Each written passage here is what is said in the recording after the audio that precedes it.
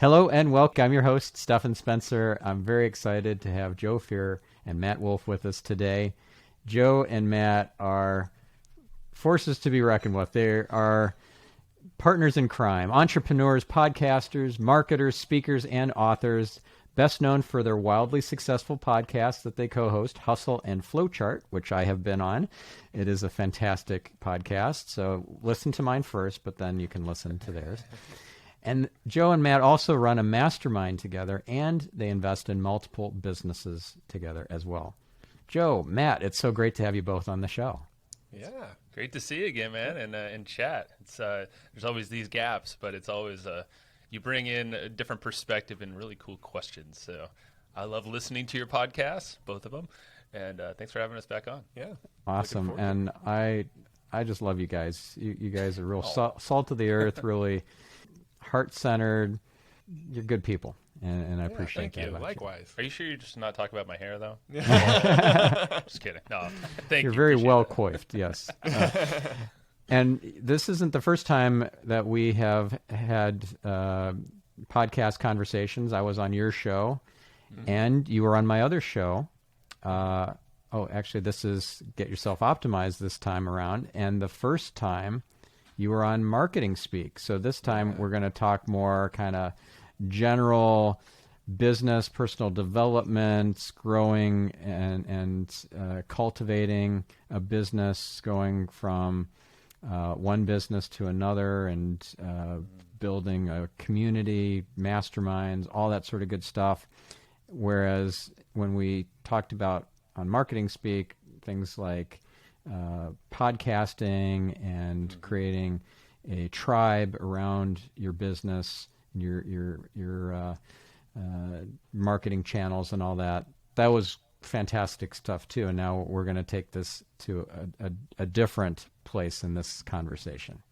This is fun. This is our kind of stuff right here. This is, I feel like, where we take a lot of our conversations naturally. Yeah, so. we do enjoy talking about marketing, but what really lights us up, and when you really hear us kind of get into a flow, is when we are talking more on the mindset, personal development, that kind of stuff. That's you definitely hear us light up over that stuff, even more so than the tactical stuff. Mm-hmm. So yeah, we just love these conversations. Yeah, and you guys are awesome at curating people, tools, ideas. I would even call you guys Mavens. Ooh. Taking that term from, I'm very deliberate about that term because the real meaning of it from Malcolm Gladwell, from his book, The Tipping Point. And there are salespeople, there are Mavens, and there's connectors. You guys are connectors too, but I think you really shine as Mavens. Yeah, no, that's a good distinction, and I'm gonna dive a little deeper into that after this episode now to really harness that understanding. Yeah, 'cause you're not the first one to say that. Well, not to turn the tables here, but I'm curious. Can you tell us what the definition of a Maven is from the Malcolm Gladwell definition? Well, and from your perspective, yeah, and from your perspective, because I'm kind of curious. I haven't read that book, honestly.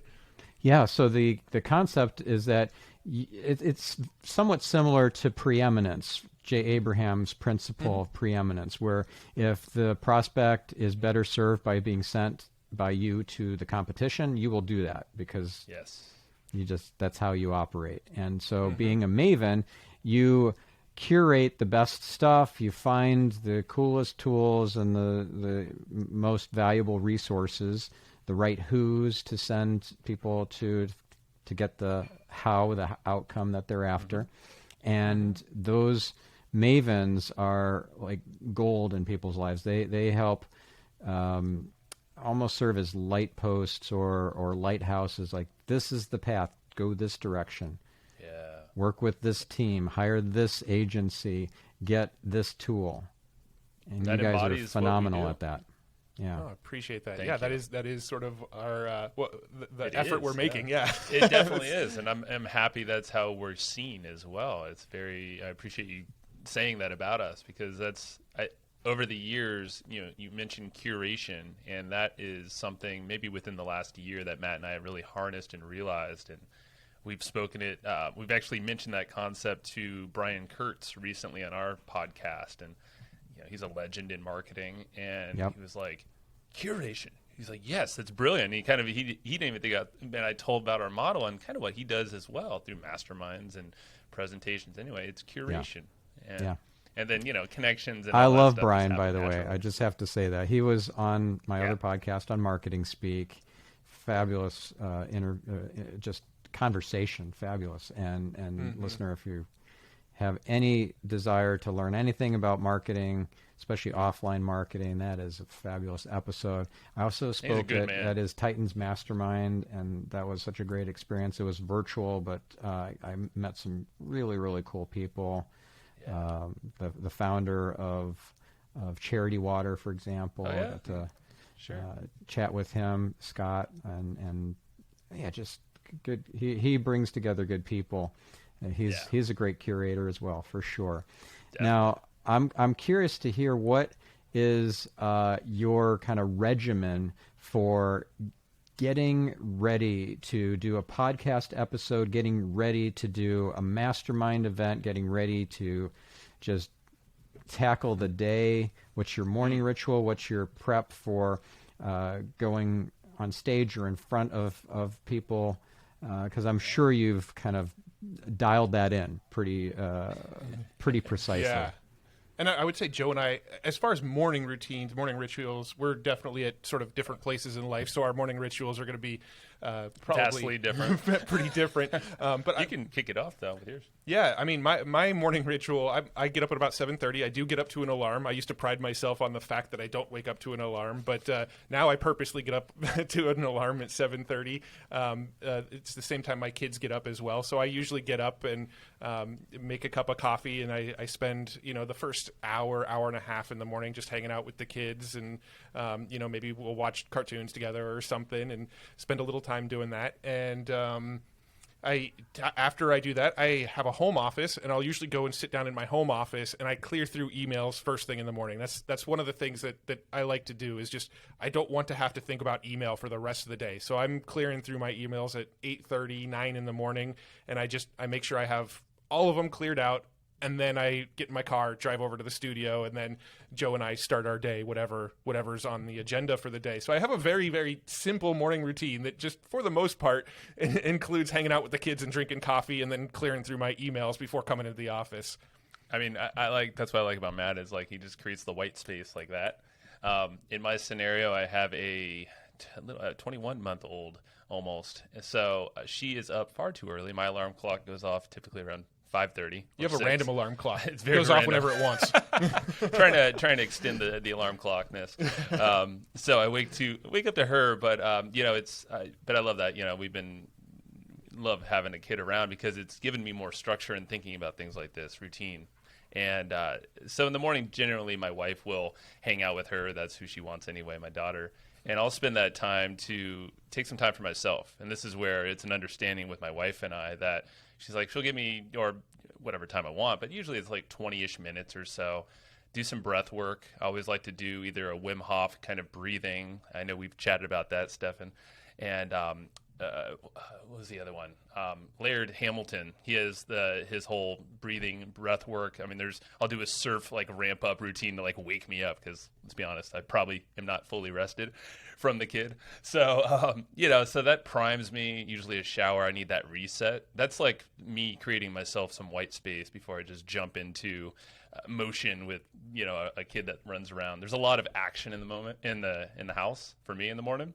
So resetting myself, hanging out and spending a lot of quality time, usually a couple hours with the family at least.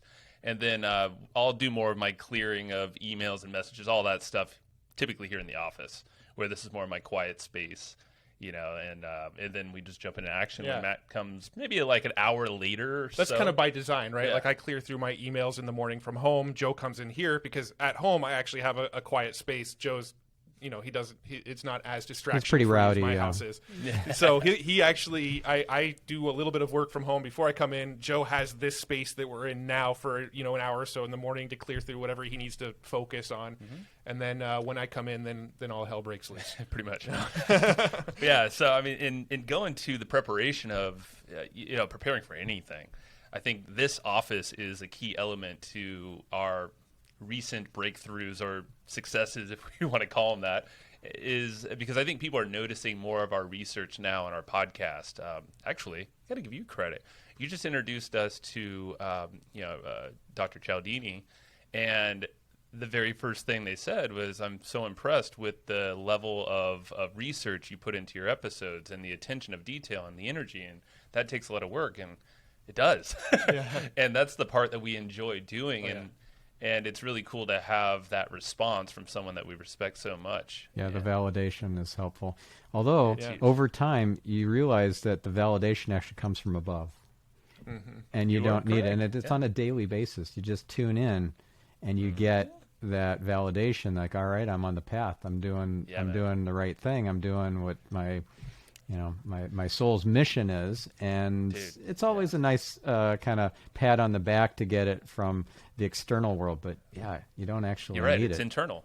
Yeah, and that brings up a point. I don't want to go on a tangent, but I want to maybe circle back around if you're open to it. Yeah, please. Is our struggle over the years, and even literally just yesterday, figuring out, oh yeah, we're legit. Like this internal feeling, and between him and I, Matt and I, like, oh yeah, we've actually done some really cool stuff. We're connected to amazing people. We've done a lot of stuff, and we don't always give ourselves that credit. Yeah. So it's folks like him, when we get credit from someone we followed for years and respect, like, oh, okay, it's that external reminder, I guess. Yeah. But you don't really need it. I mean, it's helpful and fun and nice to get it, but even the numbers, the impact metrics, you don't need them. Like you're helping the people that are meant to be in your tribe. I learned this recently. This is a really cool distinction. I'm taking a class on Akashic Records, and one of my past guests on this show, Anne Marie Pizarro, is teaching that class. And one thing she said that really resonated is that you don't have clients, you don't have listeners or viewers or visitors. You have an assigned group. That assigned group is preordained, predestined to intersect with you, your content, your message, get it at the right time, divine timing, to make that shift that they need in their life, in their business, in their career, in their relationship, whatever it is. And it's a done deal. It was preordained before you even incarnated. And so if you buy into that concept, it takes a lot of the pressure off, because, all right, I don't have to hustle so much. I know Gary Vee's all into hustle, but the thing is you can burn yourself out. Oh, yeah. And if instead you get into flow and you just know that, hey, this is in my vortex, it's coming. It's coming. Mm-hmm. It's just it's the toughest part, is that remembering that you are understanding that you got it, or that, I know for us, it's, I don't know. Yeah, we didn't realize it for a long time. I think we experiment a lot, so we never know what the effects look like, I guess, from the outside, but we feel like we're just having a good time. We're going to do this. And I think that's a lot of what it comes down to, is like we're so just caught up in the doing that we never actually reflect on like what has been done, or in the being. Mm-hmm. Yeah, and that's kind of something I've been focusing myself on more, is sitting into what is it that we've done, and really letting the doing happen. It's more as a result of our being. Yeah, and really understanding that. Yeah, that's a great point too. I learned this many years ago from a psychologist, Dr. Daryl Hanusa, I think is who I learned this from. We're not human doers. We're human beings. Mm-hmm. So it really is in the beingness and not in the doingness that the living happens. And so if we take the pressure off, I don't have to do everything. That's not what my life is about. I can just be. Then that's where the synchronicities happen. That's where the divine timing happens, and just like all the magic. Yeah. Really, really fun. Let yourself off the hook, So. Yeah. Very cool. Now, something I want to circle back to that you had mentioned, Joe, is the breathing. Yeah. Sounds so simple, right? We do it automatically. We breathe. It's right. Like you'd be dead if you didn't. And yet it's so profound and important and impactful and potentially life-changing. I just 100%. interviewed a few days ago an incredible breathwork healer, essentially, Curtis Thomas. Can't wait for that episode to air. By the time this episode airs, that one will be live. Cool. He is incredible. And one of my favorite things I learned from him wasn't even about breathing in that episode. It was about making God your business partner. And that just blew my mind. So this week I said a prayer and I invited God to be my business partner. And I know that might sound silly to some skeptics, probably not to the people who are listening because they know me by now that this is how I roll. But the most unlikely messengers bring the most profound messages.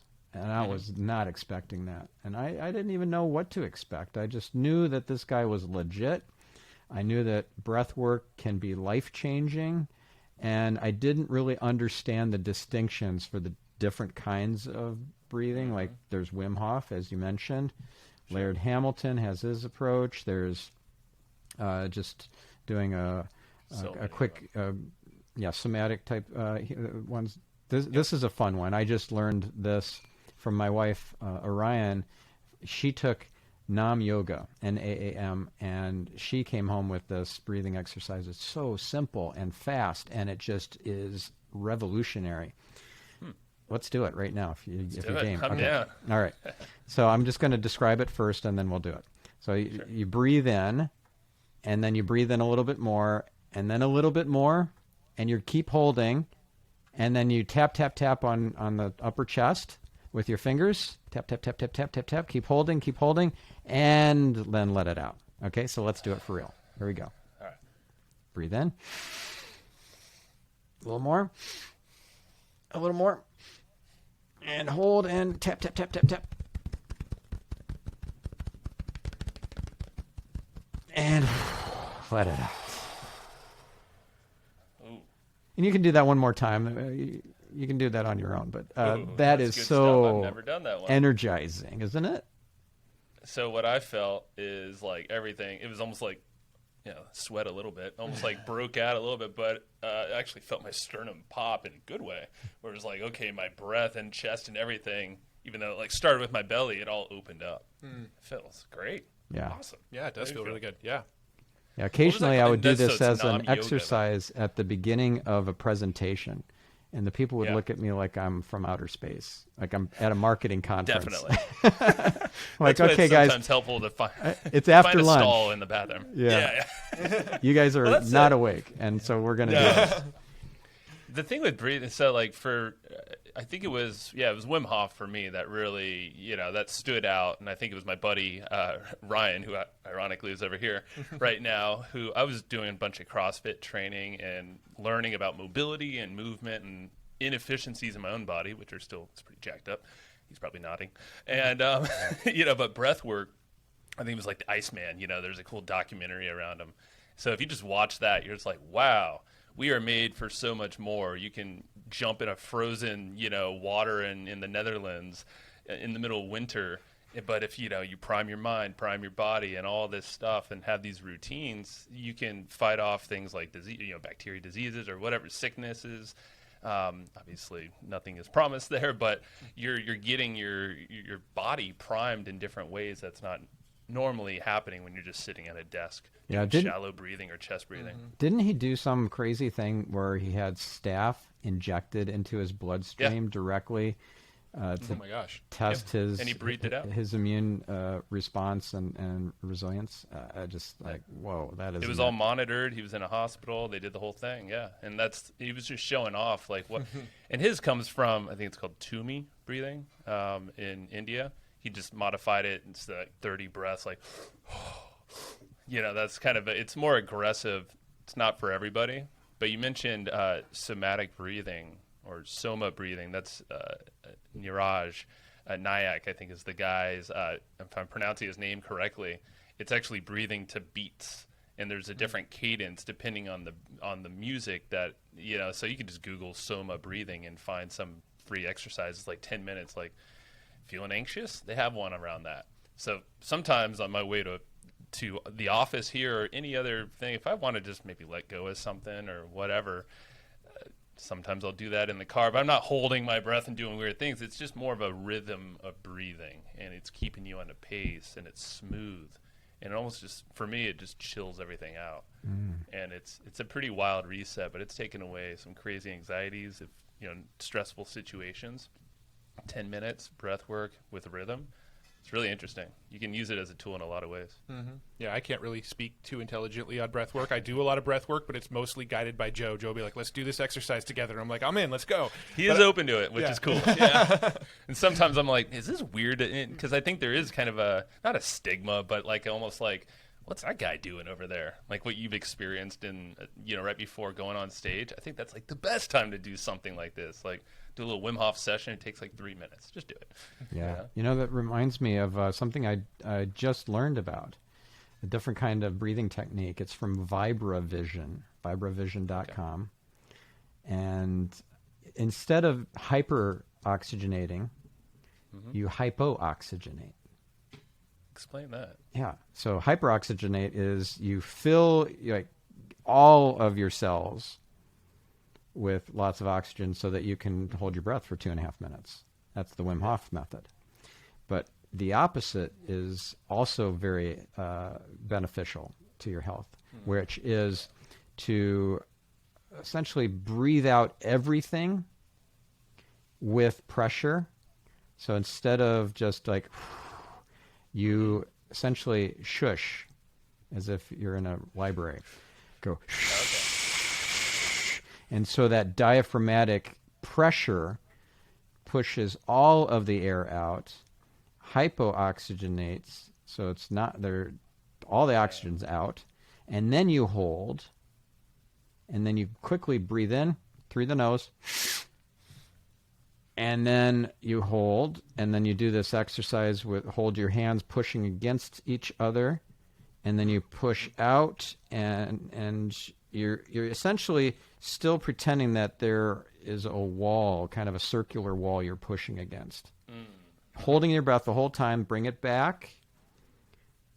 Keep pushing then against the two hands, and keep holding until you can't hold any longer.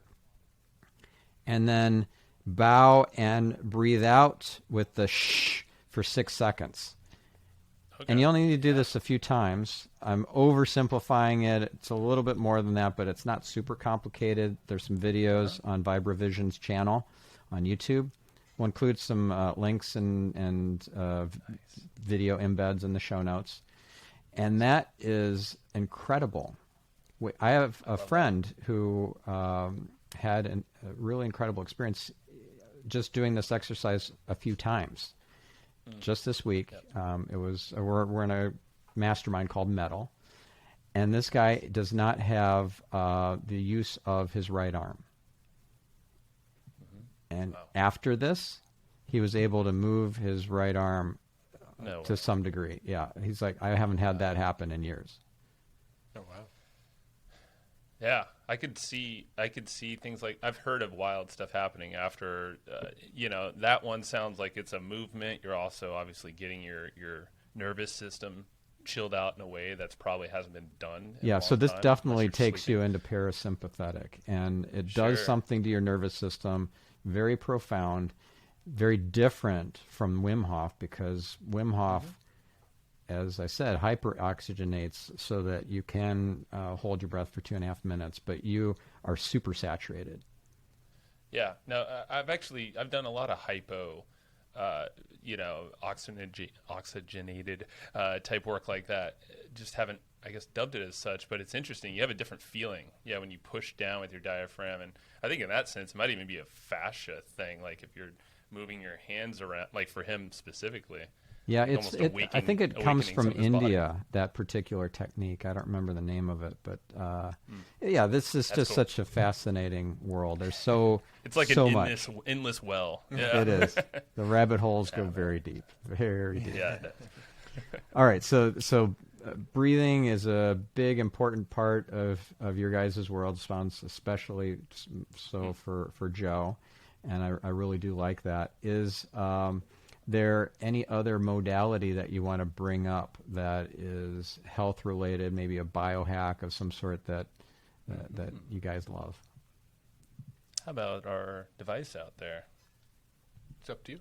Yeah, you can do it. We've been experimenting more so with tobacco and cannabis for certain things, but there's a lot of different ways to consume that, and preferably very clean and very raw. But that's actually some things we've used before interviews in some scenarios. Is tobacco will give that kind of very awakened, heightened state, but without the fogginess, and it's very clean. It's kind of this. Been learning a lot from our friend Angelo Cisco at Alpha Hippie. Awesome, like deep wisdom, and he's taught us. So we actually use a volcano, which it's an expensive device, but it was created for cancer patients about 50 years ago, so they can consume cannabis to help with their treatments and side effect, the symptoms that come along with chemo. But the beautiful thing is that you can vaporize anything. And there's qualities to things like tobacco or cannabis or even other, We've vaporized lavender. Yeah. Lavender, there's sage, but there's different energies that go along with each one of these plants. And this is where I'm not super deep with all that, but when it comes to tobacco, it's more of a masculine energy. And if you think about, putting that as a tool and thinking about that, it almost can bring in the qualities that you want to in that side of the way of your being or thinking, maybe line of questioning. It keeps you on point a little more than something that might be, if you're not priming your mind, it's kind of a way along with breathing. A stimulant like coffee could help, but honestly, it hasn't really been a big tool for us. Yeah. It's layered in there, but things like that we've collectively been doing. I want to hear your perspective though. Yeah. A lot of these things are things that I feel like are fairly stigmatized topics that everybody goes, oh no, these guys, smoke tobacco and cannabis, but we legitimately use it as a tool. And it's not smoke. And it's not smoke, it's the vapor, yeah. But we use the tobacco because the tobacco really gets you like focused. That little teeny bit of nicotine is a great nootropic, and it's so stigmatized because cigarettes are absolutely horrible for you, and all the ways that you're used to hearing people consume tobacco are just horrible for you. But if you vaporize it in this way, it's a very clean way of doing it, and you get a nice little like short-lived nootropic, right? It really, really helps with focus. And then when we need to get into this creative mode, when we're like, we need to figure out, some interesting topics to talk about on the podcast. Let's try to think of some unique marketing strategies that nobody else is doing. When we need to get in that creative mode, we'll mix in a little bit of cannabis with it too to get into that creative mode. So it's more of a 50-50 blend, in that case. But we use it in a very methodical tool way. And, part of one of the things we're starting to try to do with our show more is help destigmatize some of these topics because they're, there's obviously that history there and the perception of how people see that stuff. So I think that's something that's really interesting that we're experimenting with more and more these days that you're not really hearing a lot of people publicly talk about. This relates to some topics on our podcast. We've had folks like Mike Dillard come on our show, who is a very prolific internet marketer and does a bunch of stuff, but he had some brain things happening, a lot of issues happening, and he used plant medicines for a lot of it, and he still does, I believe, and he actually talked about that in our podcast, and it was cool to hear someone like him who went through a very traumatic brain injury in his own way. I believe it was mold that actually was what was triggering everything. Oh, like Dave Asprey. He's out in Austin. Yeah, exactly. And Mike, and it's worth a listen to that episode specifically because he deep dove into how his brain works and how some of these plant medicines and tools, really like MDMA, psychedelics as well. He talked about that, and that was one of the first times we'd heard people like openly sort of talk about it without the stigma attached. Yeah, like a very prolific name in the industry. And we've had other episodes like I've done ayahuasca, we've done psychedelics, mushrooms, always with the sense with intention and as a with tool. A guide, with a ceremony. guide, a shaman, or of course, yeah. And I described my ayahuasca ceremony on our podcast. This was like 4 years ago. That was scary as hell to talk about because I'm like, I don't know how this is going to land. But we had so many people light up and be like, wow, okay, thank you for sharing that, because that helps me see this in a better light. Yeah. As a tool. It's not so scary, even though it can be, but it's, as you said, and same with mushrooms. There's a lot of people that we know that might not be talking about they are microdosing, or they're doing these ceremonies as a tool. Tim Ferriss does this all the time. Yeah, not all the time, but often. He as talks about it at least. as a reset. Yeah. You have Joe Rogan. Someone who's really cerebral. I think who's driven, who's looking for the next door that might not be so obvious. These allow those things to open, and there's a lot of stigma that I think that we're trying to put out there lightly. And this is actually the first time we're really deep diving on tobacco in this volcano specifically, but it's a common tool that's working well. Yeah. And then, for me, I'm also big on journaling. I journal everything. Like I'm very much a fan of David Allen and his getting things done methods of just getting it all out of your head. Even if you're not going to do anything with it, just unload constantly. So have you had him on your really, podcast? Really big on. We have had him on our podcast. Yeah, he's been on mine too. He's awesome. Yeah, and that. So the journaling has become a very, very, very big practice in my life. I just love to unload, and I do that almost every single evening. I'm just getting thoughts out of my head on paper, and it's crazy how much better you sleep at night. It stops a lot of the wheels from spinning if you get it out on paper before you go to bed. I don't forget ideas. A lot of times I'll have these late night ideas and I'll be like, oh, Joe's going to need to hear this. Well, my journal has it documented for me, so I'll have it ready when I see Joe next. I bring my journal to and from the office with me every day just in case there's anything I want to, Joe and I might get into a conversation and I might be like, dude, I was having this thought last night. It's so crazy you brought this up. And I'll pull out my journal and read a passage from my journal to him. And so that's been a big piece in my life as well. Very cool. Now let's circle back to the plant medicine for a couple more minutes, and then we'll go back to the journaling, because I want to explore that as well some more. So the couple of things that came to me that I think are worth discussing. One is this microdosing concept. I had Dennis Naughton on this podcast several years ago now, but we talked about microdosing ayahuasca. For the record, have not done ayahuasca. I've not done any drugs. Nothing. Never smoked a cigarette even. This is, I think, a potential game changer for people who are suffering from anxiety, people who are dealing with terminal illnesses, etc. That microdosing something like ayahuasca can be a game changer. I think that's an important concept to get out there. We've heard of microdosing psilocybin, LSD, cannabis, things like that, but this is the first time I think I've ever heard of somebody microdosing ayahuasca. So that's an episode we're gonna have to go check out. Having gone through a ceremony of ayahuasca, I don't know how that works, but I'm very curious. I'll listen to that episode. Yeah, and he does also do ceremonies. He and his wife are certified or whatever, and are very good at it.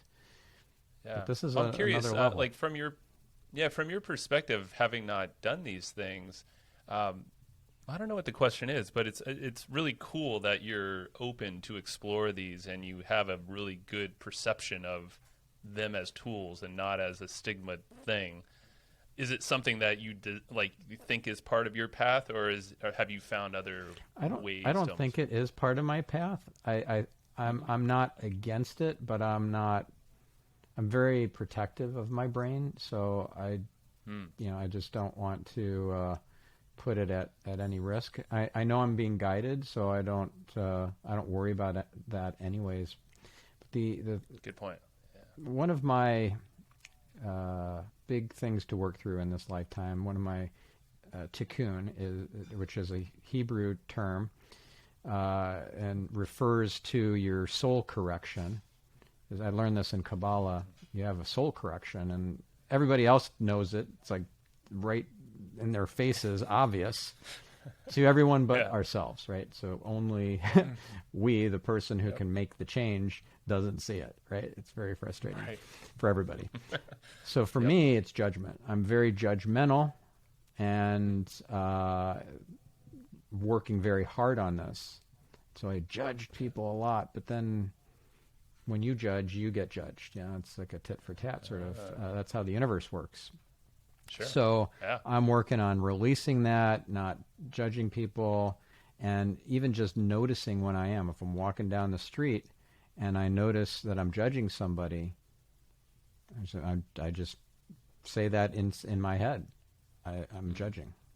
Or if I'm kind of envying or coveting or whatever, I'm just say to myself in my head, oh, I'm coveting. And pretty soon after you do that enough times, you don't do it anymore. Yeah. I like it. Yeah, it's the awareness and repetition. Yeah. You know, it's consistent reminders to yourself. And yeah, we all have that. It is the most frustrating thing, huh? And it's nice to have either guides around you or trusted folks, or if you're aware enough to notice these things. Typically, it takes some external.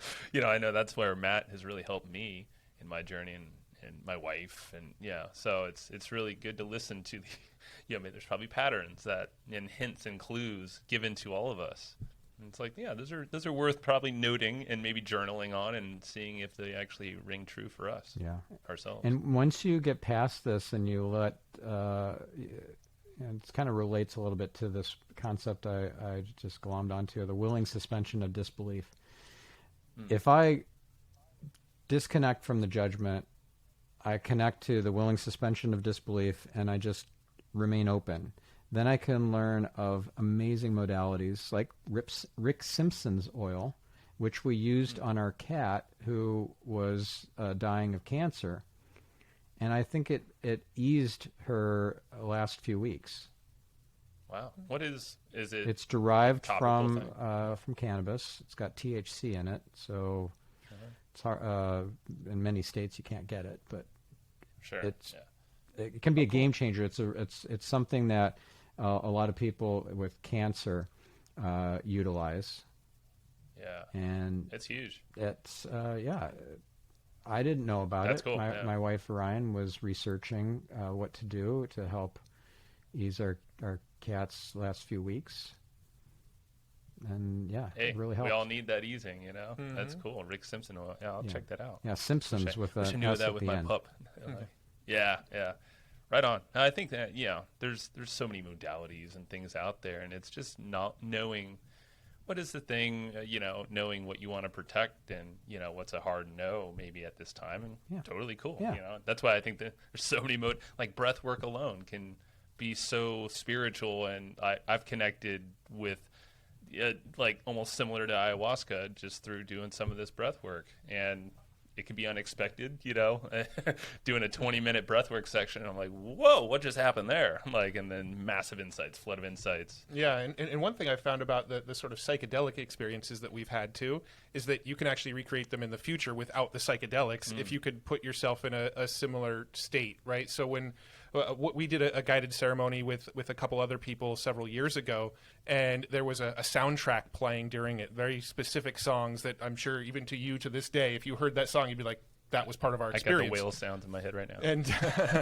And now I can go and sit down, close my eyes, put on some headphones, listen to the same music that was playing when we were in that state, and get myself pretty close to back in that same state, which is and then think if you layered in breath work, or you started breathing into the beats, or doing your own, just whatever feels right in the moment, but you're still trained in on you would totally go there 100%. Yeah, in some way. Well, my wife said out of body experience type scenarios, just breathing, doing breath work. I've had incredible like LSD trip type of experiences just by getting touched on the head by a monk. Getting I told about that last time. That was fascinating. Yeah, wow. It's just this reality that we experience is so incredible. So that's the thing much. is there's a lot of things, and it sounds, and this is where I don't think most people have ever experienced, but there's like fractals and different things that you see and notice when you are, I guess, elevated in a different height of awareness, and it can come through weed, it can come through tobacco, and maybe not, I don't know, but definitely breath work, psychedelics, whatever it might be. Yeah, and you start to almost like, whoa, hold on. It might not be visual, but a feeling like there's just like, I've been missing like 80%, 90% or more of what's around me right now. Yeah. And it's really and it can be visual. You can get visions just by doing breath work. You can get visions just by asking praying for it, and no substance required. Not that substances aren't potentially helpful, the right ones at the right times with the right guidance. That's right. So nicotine is something that biohackers use. Dave Asprey uses it and talks about it. It's just, again, it's being open-minded and not judging. And certain modalities will present themselves to you that you'll gravitate to, and others you won't, but perhaps there's somebody else where it will, and you'll help them immensely just by being open-minded and then sharing that podcast episode or whatever that talks about that modality that you're never going to try. Yeah, and that judgment factor is probably what's held us back a little bit, to be honest, like the fear of being judged. And honestly, I didn't feel judged by you when we were talking about it, so thank you, my man. Yeah, I think you've been doing the work really well there. Awesome. Yeah, and it's everything kind of unfolds as it's meant to. So, I've gotten to where I'm at in this journey with a whole lot of hard work, and I'm working on my judgment. I'm working on my my own tikkun, and as we all are, and we're all working on this together. Now, it's a journey. It's always the journey. That's everything. Yeah. Let's go back to journaling for a minute or two, and I know, Matt, that's super important to you. I'm curious, have you been journaling gratitudes of things that you don't want or you don't like, or that you've faced in terms of challenges that have been difficulties, or things that you wouldn't normally offer gratitude for? Yeah, I mean, I have in the past. I don't think I'm, super methodical with my journaling. My journaling is just a notebook it's almost like a no rules notebook. So sometimes my journal entries are bullet points, and sometimes my journal entries are paragraphs, and sometimes my journal entries are a single sentence that just like really resonated with me that day. So there's not a ton of structure around it, but I do try to put some gratitude elements in there, but it's usually, it's usually the stereotypical stuff, right? I'm grateful for my family and healthy kids, and a great business partner, things like that. Like I have done that, but there was this exercise that James Altucher taught us about thinking of things that you wouldn't normally find gratitude for, and then figure out reasons to have gratitude towards them. And the example that he gave was, he was in a New York apartment, and he was grateful for all the noisiness that was going on outside of his window, because it means he has a roof over his head, and it means that he has a place that he can record, and it means that he's in a city that's constantly trying to improve itself. And so there's all of this gratitude attached to the thing that was bugging the heck out of him. And I did that, maybe for a few journal entries, but I struggled with it, if I'm honest. Yeah, I struggled to find the gratitude in the negative things in that way, on any sort of routine basis. That's so cool that you took something that you learned from one of your guests and you implemented it in a way that was so profound. It's really that's to be commended, because oftentimes we're just handed this amazing prize and we don't even realize it. And it's just like in that episode I recorded a couple days ago with Curtis, and he mentioned that thing about making God your business partner. It's just like, that could have just gone right in one ear and out the other. I'd say there's a blessing and a curse to that, right? There's the blessing that we are getting all of these inputs and these ideas and these ways of being and these things that we can try, and I really love that. But at the same time, we're doing this 8-9 times a month, and there's a lot of input coming at us that we want to try that we may not necessarily be able to try, or sometimes we try to do it all. And so I think there is a double-edged sword to this gift of being able to podcast and chat with all these people all the time. Is we learn so much, and we have so many things that we've implemented in our business, but then there's also that side of it of the overwhelm, and there's so many things that we could be doing. And we have somebody on that's saying, you're not doing organic social media. Why are you not doing organic social media? That's so important to be doing organic social media. And it's like, well, we're running Facebook ads, we're running Google ads, we have a YouTube channel, we're running a podcast, we've got, and we put on masterminds, we put on is organic social media going to move the needle as much as all these other things that I'm putting all my focus on? So, we do have that kind of battle that happens with the show as well, of which of these elements should we try to integrate, and which of these ones are just great that we're giving it to the audience, but maybe it's not necessarily something we're going to integrate into our own business. So it's just, I love what we do with the podcast, but there is that the yin and yang of it there. Well, it sounds a little bit like FOMO.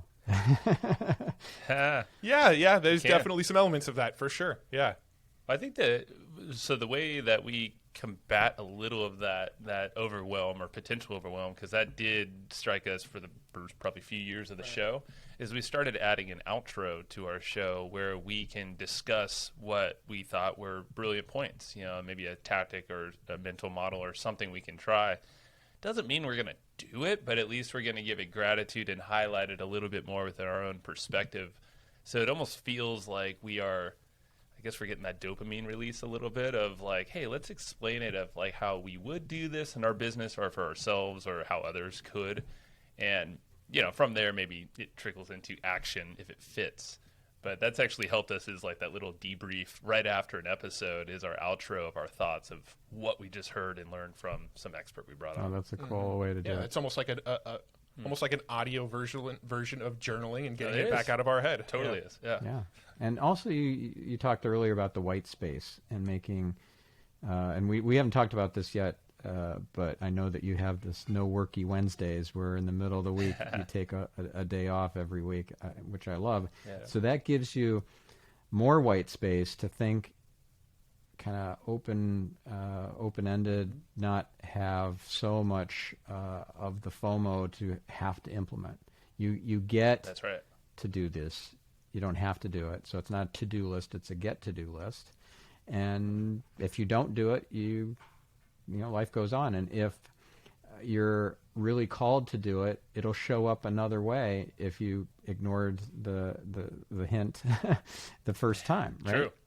Yeah. Like I remember opening books randomly and getting exactly the message I needed, attending part of a virtual weekend workshop like over Zoom or something, that I just hopped in right at the critical moment where I got exactly the thing I needed.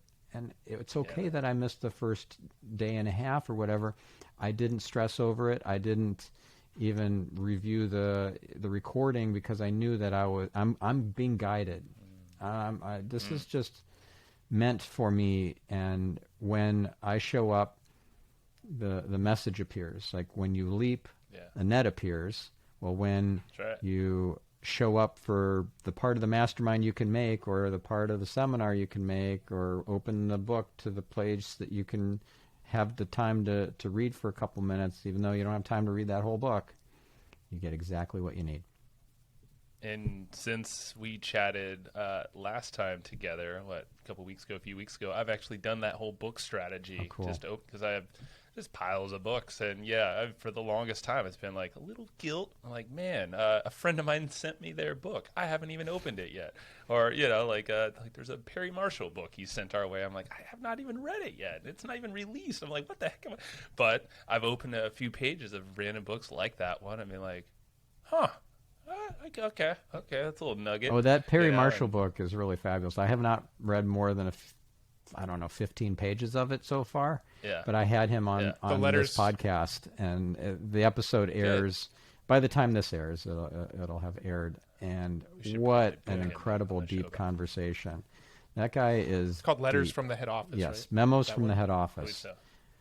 Oh, Memos from the Head Office. The Head Office being upstairs, high in the heavens, and you can get these without a doubt signs and messages and so forth. We all can. We're all psychic. And it's so powerful when you open yourself up to that willing suspension of disbelief.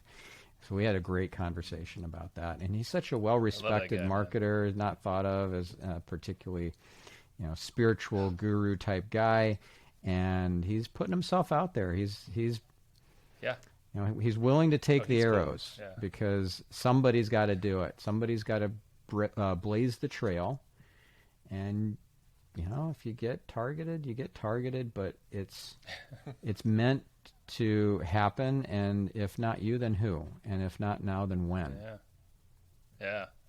Definitely follow Perry, everyone listening, if you don't know him, for 80-20 stuff, because we've had super deep conversations, in person, and like the science that he goes into. He's also doing a whole bunch of science stuff that I don't know. I won't say anymore because I don't know how secret that is. But like he's a deep thinker. Yeah. Well, in his 80-20 book, by. he talks about the 80-20 rule being fractal, which is brilliant. Yeah. Yep. What an insight. I remember that actually. Yeah, we were at a seminar. It was the Rosetta Stone seminar maybe 2 years ago in Chicago. And he was explaining that, and I swear we were not on psychedelics. And I remember looking at the trees because he kept referencing fractal and looking at these beautiful green, massive trees in Chicago, and it started to feel a little psychedelic, as he was explaining it, because you start to see the patterns and fractals. I mean, they're everywhere if you start to notice. Yeah, so the 80-20 rule is 80% of the value you get is from 20% of the effort or the whatever. Energy, whatever. Okay, but then a fractal of that, like the 80-20 of the 80-20 is, what is it, 4% generates, is it 54% or 64% of the value? I don't know. Yeah, he gets deep into the details there. But yeah, it starts getting exponentially stronger and more, condensed in a way.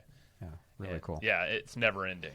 Yeah. So if you focus on whatever that 4% is and you get the majority of the value from that, that is even better than focusing on the 20% to get the 80%.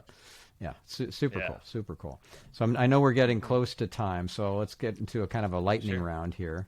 So, okay, so what is the biggest OKR or objective or goalpost or metric of success that you're heading towards right now? I feel like it's around our podcast, and it's around maybe this. We're building as a media site, more of a platform where we want to integrate partners and build out a bigger thing than just ourselves. Would you say that there's a specific metric that we've landed on, or something that we're Not really teeing up? Yeah, I mean, we're not as focused on the numbers as a lot of direct response businesses are. We're very focused on the message and the brand awareness. So I guess the reach is the big thing that we're going for, right? We're looking for more people listening to the podcast and more people watching the YouTube channel, and we're trying to get the attention, but we're a little less focused on financial or email lists or those kinds of metrics that you're so used to hearing all of the various direct download response numbers marketers in our industry talk about. Yeah, I was going to say we do have a couple actually. I would say 100,000 downloads a month on the podcast. Yeah, we're close. We are close, but we want to get there. That's been a goalpost. That's an impressive number. Very good. Congrats. That's well, we're not there yet, but we will be very soon. Yeah. Your future self, I'm congratulating. Yes. Thank you. It's perfect. And my soul is there. But YouTube, I mean, we are doing a bigger push there. The numbers, if you go there now, they're not impressive, but it's okay. We're laying the foundation. We're dialing in the systems, the editors to make it engaging. We're studying a ton of the creators and how they keep engagement. So we want to break the 1,000 subscriber mark, and we're like 50 people away, maybe 100. I don't know. We're close, but it's almost one of those things where like, how the hell have we not hit 1,000 yet? The YouTube channel's like 6 months old, and I think we're kind of like disappointed with ourselves that we haven't broke 1,000 yet. It's okay. It's given us a runway of time to figure it out before more people see it. So, we've been nudging towards that number. So I'd say 1,000. That opens up the ability to do a ton on that platform. Right. Monetization and all that. Yep. Yeah. Tons of stuff. Cool. Yeah. Okay, so what would you say each of your unique ability is? Unique ability, I'm using that term deliberately, which comes from Dan Sullivan and his whole strategic coach methodology. Right. So what's your unique ability, Joe, and then you, Matt? So mine, and I've been told this, so now it's it's true, it's got to be, is that I just bring a spirit of fun to an environment, to a situation and to a person. And there's this, it's almost like it's not quantifiable. So I think it's always been difficult for me to see that, but others see that. And when they say it, I'm like, oh, okay.